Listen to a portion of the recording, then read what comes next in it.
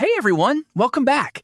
Today we're fixing a common error that pops up when running npm init, npm install, or npx in PowerShell. npm.ps1 cannot be loaded because running scripts is disabled on this system.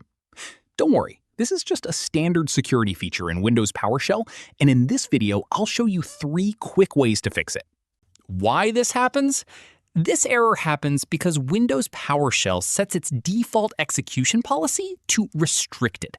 This prevents unsigned scripts from running automatically to protect your system. Since npm relies on a script named npm.ps1, Windows blocks it by default.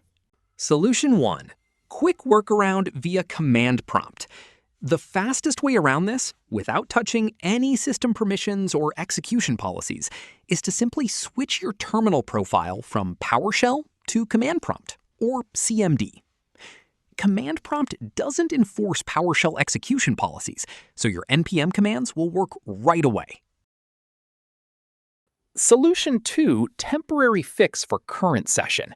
If you want to stay in PowerShell without changing global settings, you can bypass the policy just for your active terminal window by running Set-ExecutionPolicy-executionPolicy bypass-scope process. This allows scripts to run immediately in your current session.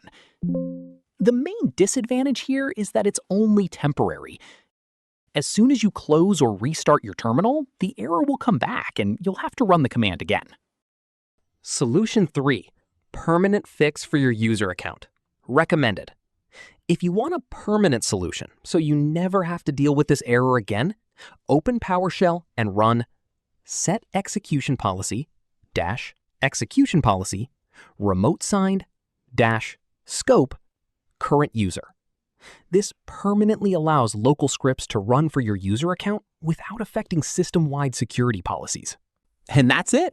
Your npm commands should now run completely error-free. If this video helped you out, give it a like and subscribe for more quick developer tutorials. Thanks for watching, and I'll see you in the next one.